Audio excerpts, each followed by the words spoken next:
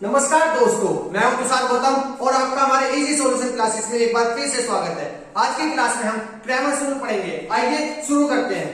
जैसा कि आप सभी को पता है, यह रूल लीनियर इक्वेशन को सॉल्व करने के लिए बहुत ज्यादा यूजफुल है और इसको क्रैमर्स नाम के एक व्यक्ति ने ये रूल को दिया था। अब हम देखते हैं कि ये कैसे सोल्व होता है। क्रैमर्स रूल एग्जाम के पॉइंट ऑफ व्यू से भी बहुत ज्यादा इंपॉर्टेंट है। 15 नंबर का आता है ये और इसमें मतलब एग्जामिनर नए नए डिफरेंट इक्वेशंस को दे देता है, जिससे बच्चा जो है कंफ्यूज हो जाता है और वो एग्जाम को छोड़ देता है, एग्जाम में क्वेश्चन को छोड़ देता है।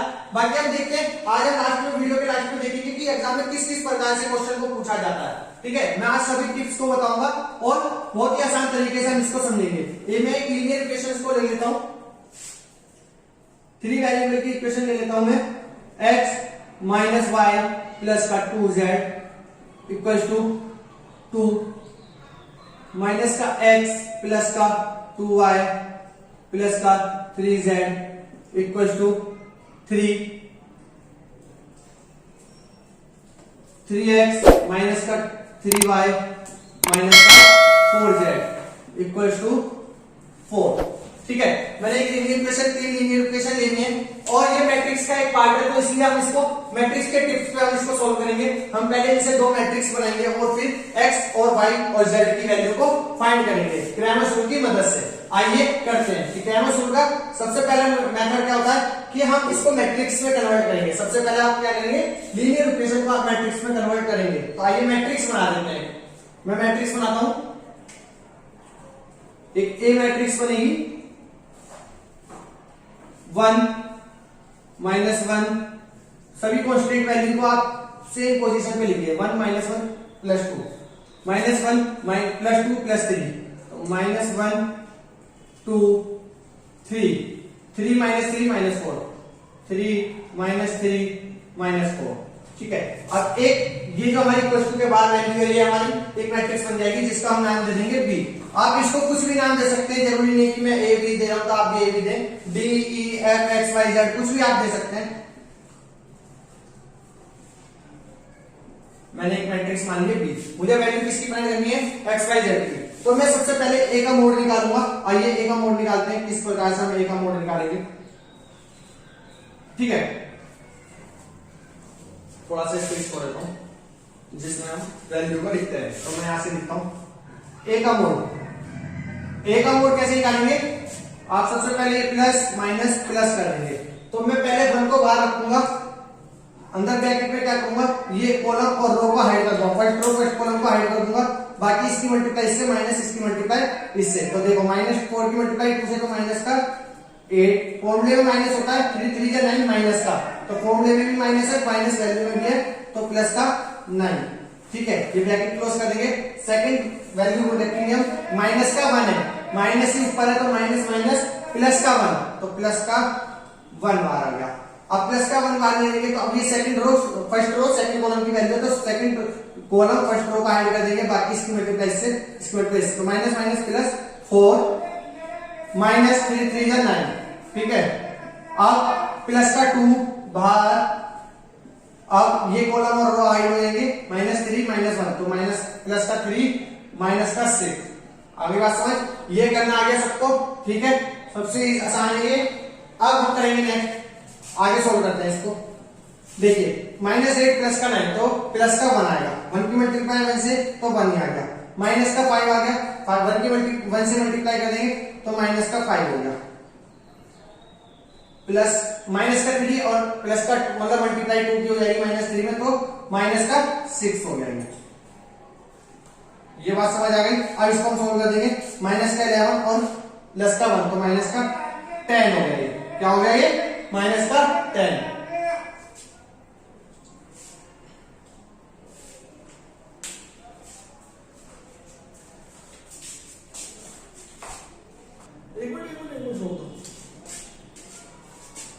तो अब हमारी ए का मोड आ गया। ठीक है, अब हम ए के मोड को कैसे लिखेंगे, फिलहाल मैं ऊपर लिख लेता हूं जिससे कि हमारी बाद में सॉल्यूशन करने में आसानी हो। ए का मोड है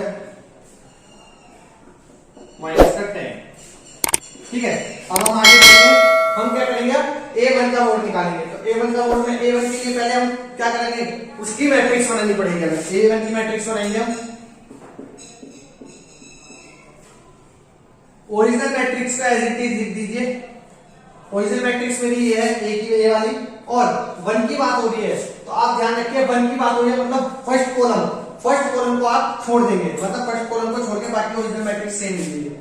-1 2 -3 2 3 -4 2 3 -4। ठीक है, मैंने ये छोड़ दिया फर्स्ट कॉलम को। अब फर्स्ट कॉलम को छोड़ने का मतलब जब भी b की वैल्यू होगी उसके साथ उसको इंटरचेंज कर देंगे, मतलब इस वैल्यू को। तो मैं b की फर्स्ट कॉलम की जगह b वाली वैल्यू को लिख लूंगा।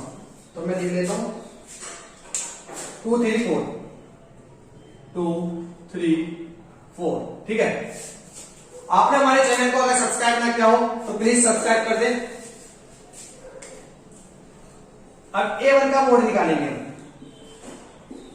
A1 की मैट्रिक्स के मदद से हम A1 का मोड निकालेंगे। तो किस तरीके से, अब देखिए इसको वही प्लस माइनस प्लस, ये जरूर लगाना जिससे कि आप मैट्रिक्स को मोड निकालने में बहुत ज्यादा आसानी होगी, वरना आप भूल जाएंगे कि कहां पे कौन सा साइन आएगा। ठीक है, अब 2 को बाहर ले लेता हूं मैं, बाहर ले लिया, ये वाले कॉलम और ये रो हाइड हो जाएगा, इसकी मल्टीप्लाई से माइनस इसकी मल्टीप्लाई से। तो 4 2 8 माइनस का माइनस कॉलम है, 3 3 9 और माइनस का तो प्लस का 9। ये बात समझ आ गई। अब माइनस का 1 है, माइनस ही फॉर्मूले में होता है, तो क्या हो गया माइनस माइनस प्लस, तो प्लस का 1 आ गया। अब ये वाला कॉलम और ये रो हाइड हो जाएगा, तो 4 3 12 माइनस का और माइनस का फिर 12, फिर 2 बाहर आ गया प्लस का ये वाला। ठीक है, अब ये वाला कॉलम और ये रो हाइड हो गया, तो 3 3 9 माइनस का और माइनस का 8। आगे बात समझ, 3 3 9 माइनस का माइनस 4 में होता है 4 2 8, तो माइनस का 8। ठीक है, अब हम आगे देखते हैं इसको। 1 आ गया है, 9 माइनस 8 1 1 इंटू 2 2, प्लस बाहर है प्लस 1, तो minus minus plus 24 into 1 minus का 24, माइनस का 17 इंटू 2 माइनस का 34। ये बात समझ आ गई। अब हम इसको फिर सॉल्व कर देंगे, क्या कि ये हो गया हमारा 22 माइनस का 34, मैंने 2 माइनस कर दिया तो 22 हो गया। अब क्या आ गया, minus minus plus, sign minus का आएगा 6 और ये 5, तो 56 आ गया ये माइनस का 56। ठीक है, तो A1 का मोड मेरा क्या आ गया माइनस का 56। तो मैं लिख लेता हूं यहां पे A1 का मोड -56। ठीक है, अब हम बात करेंगे A2 की। A1 समझ आ गया, मैं इसी मैट्रिक्स में A2 को निकालता हूं, तो आप देख लीजिए।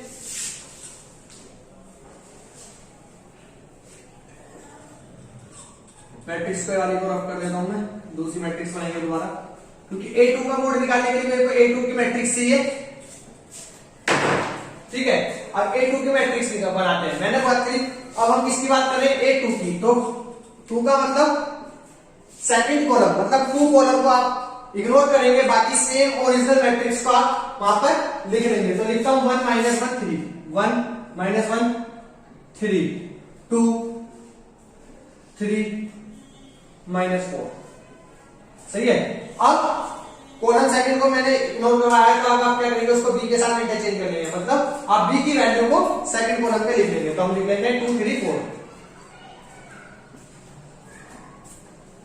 अब मैं एक बार शॉर्ट में बताता हूं कि आप ए मैट्रिक्स को तो ओरिजिनल मैट्रिक्स से मोड निकालते हैं, आप सेकंड बात क्या करते हैं A1 का मोड निकालते हैं। तो आप क्या करते हैं कि बी की वैल्यू को ए कॉलम 1 पे रख देते हैं, फिर उसको आगे बढ़ा देते हैं, फिर उसको आगे बढ़ा देते हैं। तो आप क्या कर रहे हैं, बी के साथ, अब ये यहाँ आ गया बी, अब नेक्स्ट A3 में क्या होगा, ये यहाँ आएगा। तो आपको क्या करना है, बी की वैल्यू को A1 की प्लेस पे, एक बार A1 की प्लेस के लिए आपको कॉलम 1 में रखना है, A2 की प्लेस के लिए आपको कॉलम 2 में रखना है, A3 की प्लेस के लिए आपको कॉलम 3 में रखना है। ठीक है, अब हम इसका मोड निकालते हैं, बहुत ही आसान है मोड निकालना, अब आपने आ गया। ठीक है, इस तरीके से करते हैं, क्या प्लस माइनस प्लस, ये आप हमेशा लिखना। ठीक है, 1 बाहर लिख लिया, ये कॉलम और ये रो हाइड हो गया, तो माइनस का 12। ठीक है, अब हम देखते हैं, माइनस का 2 बाहर आ गया मेरा, माइनस का 2 बाहर आ गया, ये कॉलम और ये रो हाइड हो गया, तो -4 माइनस का 9।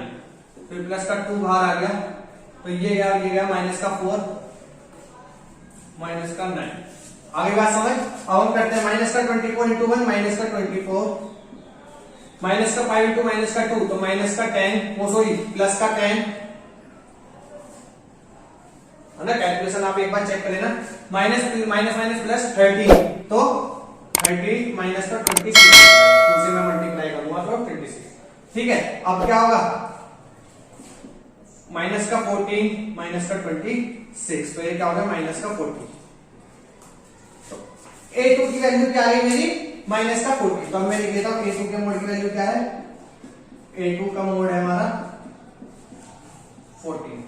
आप एग्जाम में शीट में इसको इस तरीके से आप या तो आप अलग लिख लीजिए इसको, या आप इसको बॉक्स पे बना सकते हैं, जिससे कि आपको लास्ट में आंसर बनाते समय ये अलग ही हाईलाइट दिखे। आप इस तरीके से इसको हाईलाइट भी कर सकते हैं। ठीक है, अब हम a3 निकालेंगे। a3 के लिए मैट्रिक्स चेंज हो जाएगी, मैट्रिक्स चेंज करते हैं।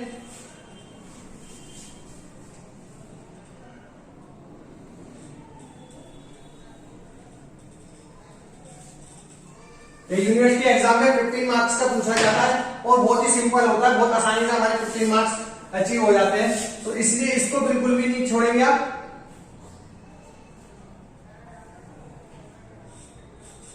ठीक है, अब मैंने बात कर रहा हूं a3 की। a3 के लिए मैं a3 को इग्नोर करूंगा, मतलब 3 कॉलम को मैं इग्नोर करूंगा ओरिजिनल मैट्रिक्स से, बाकी 2 कॉलम को मैं लिख लेता हूं। 1 -1 3 -1 2 -3। अब सेकंड कॉलम थर्ड कॉलम मैंने इग्नोर कराया, इसलिए तो क्या हम b को उसको b के साथ इंटरचेंज करेंगे, मतलब वहां पर हम b की वैल्यू को कर देंगे, लिख देंगे। तो 2 3 4। बाकी अब हम वही सेम हर बार को करते हैं, बस मैट्रिक्स बनाने का खेल है इसमें।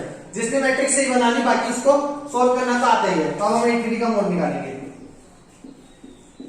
सेम प्लस माइनस प्लस, ये हर बार करना, बार बार मैं आपको बता रहा हूं, क्योंकि ये छोटी छोटी गलतियां हैं जो हमारे एग्जाम में हमारे आंसर को गलत कर देती हैं। ठीक है, ऐसा नहीं करना है बिल्कुल भी। अब हम 1 बाहर रखेंगे, ये कॉलम और ये रो बाहर गई, 4 2 जा 8, माइनस माइनस प्लस, माइनस यहाँ फॉर्मूले में माइनस फॉर्मूला होता है, माइनस वैल्यू में तो 9। आगे बात समझ। फिर माइनस माइनस प्लस का 1 बार, ये कॉलम और ये रो हाइट, माइनस का 4 माइनस का 9, माइनस का 4 माइनस का 4 माइनस माइनस 3 3 9। ठीक है, अब प्लस का 2 बार, ये कॉलम ये रो बार, तो 3 माइनस माइनस 6। ठीक है, अब हम करते हैं आगे इसको सॉल्व। क्या 8 + 9 17, 17 into 1 17 प्लस माइनस का 13 माइनस का 13 ही आ गया यहाँ, माइनस का 3 और इंटू 2 माइनस का 6। आगे बात समझ। यहाँ 4 आ गया तो यहाँ माइनस 6 आ गया, तो आंसर क्या आ गया माइनस का 2। तो a3 का मोड मेरा क्या आ गया माइनस का 2। तो मैं इसको यहाँ पे लिख लेता हूं। सभी वैल्यूज हमारी निकल चुकी है। अब हमें फाइंड क्या करना था, x y z तीनों वेरिएबल को हमें फाइंड करना था, जो कि बहुत सिंपल है। अब आप देखिए कैसे करेंगे हम x y z को फाइंड करने के लिए। सबसे बढ़िया तरीका, x की वैल्यू को फाइंड करने के लिए a1 का मोड अपॉन a का मोड। ठीक है, दूसरा y की वैल्यू को सॉल्व करने के लिए a2 का मोड a का मोड, z की वैल्यू को फाइंड करने के लिए a3 का मोड अपॉन a का मोड। अब आप समझ गए होंगे कि हमने ये तीनों वैल्यू को क्यों निकाला था। ठीक है, मतलब 1 के साथ x, 2 के साथ y, मतलब फर्स्ट वेरिएबल के साथ फर्स्ट मैट्रिक्स को रखेंगे। इस तरीके से हम इसको सॉल्व करेंगे। तो वैल्यू आपको पता ही है क्या आई थी हमारी वैल्यू हमारी आई थी a1 का मोड क्या था हमारा माइनस का 56 अपॉन 10, क्योंकि a का मोड क्या आया था मेरा 10, a का मोड था मेरा माइनस का 10, तो ये भी माइनस का 10 आएगा। ठीक है, y की वैल्यू क्या थी, ये x हो गया। a2 का मोड क्या है मेरा माइनस का 40 अपॉन माइनस का 10, z की वैल्यू क्या है मेरी a3 अपॉन मतलब माइनस का 2 माइनस का 10। अब हम इसको सोल्व, अगर ये वैल्यू सोल्व हो जाती है आपस में डिविजिबल है एक दूसरे से तो आप इसको डिविजिबल कर देंगे, अदरवाइज कोई नीड नहीं है, हम इसको ऐसे भी एग्जाम में छोड़ के आ सकते हैं, एग्जामिनर हमें फुल मार्क्स देगा, ठीक है। बाकी अगर ये जैसे देख रहा हूं कि मैं ये पूरी कट सकती है तो हम इसको काट देंगे, क्या करेंगे उसको माइनस से माइनस कट गया तो क्या हो गया 5.6 आ गई x की वैल्यू, ठीक है। y की वैल्यू क्या आ गई 0 से 0 माइनस से माइनस कट गया तो 4 आ गया, z की वैल्यू क्या आ गई माइनस से माइनस कट गया तो 0.5 आ गया, 0.2, ठीक है। अब हम देखते हैं, इसको मैंने हाइड कर दिया, ठीक है, हाईलाइट कर देंगे इसको हम एग्जाम में, जिससे कि एग्जामिनर डायरेक्ट उसकी नजर इस पे जाए आंसर पे और वो मैच करे, हमारा आंसर सही आ जाए, ठीक है। आज आपने देख लिया कि कैमरा स्कूल का किस तरीके से सोल्व करते हैं। अब मैं आपको बताता हूँ कि एग्जामिनर किस किस प्रकार से क्वेश्चंस को पूछ लेता है और जिससे स्टूडेंट्स बहुत ज्यादा कंफ्यूज होते हैं, तो आप देखते हैं।